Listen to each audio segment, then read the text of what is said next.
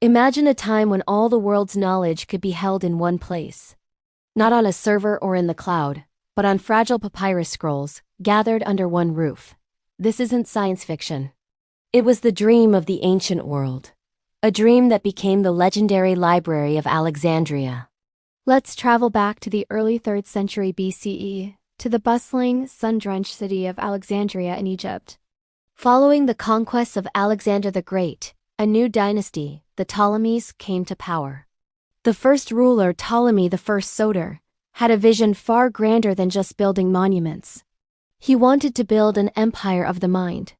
Guided by the Athenian scholar Demetrius of Phalerum, he set out to create a place that would collect, preserve, and study every piece of knowledge known to humanity. This wasn't just about stockpiling scrolls. It was about creating a vibrant intellectual hub. This institution was called the Mouseion, or the House of the Muses, and at its heart was the Great Library. Its mission was breathtakingly ambitious. The goal wasn't just to gather all of Greek literature, but to acquire works from every culture. Agents were dispatched across the Mediterranean to marketplaces in Athens and Rhodes, hunting for scrolls. Ships docking in Alexandria's busy port were sometimes required to hand over any books they had on board to be copied. The librarians were meticulous. They would collect multiple versions of famous works, like Homer's Iliad and Odyssey, comparing them line by line to create the most accurate and definitive text. A brilliant scholar named Callimachus undertook a monumental task, creating the Pinax, which was essentially the world's first library catalog. He organized hundreds of thousands of scrolls by subject and author, making it possible for scholars to navigate this vast ocean of information. But the Library of Alexandria was more than just a warehouse for books. It was a living, breathing university.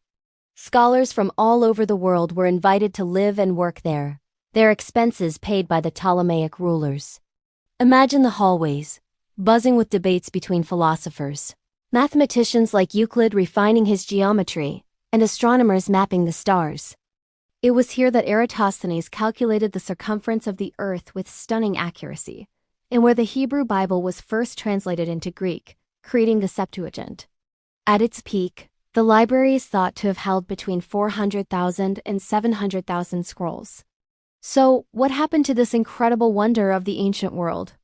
The end of the Library of Alexandria wasn't a single, dramatic event, despite what you might have heard.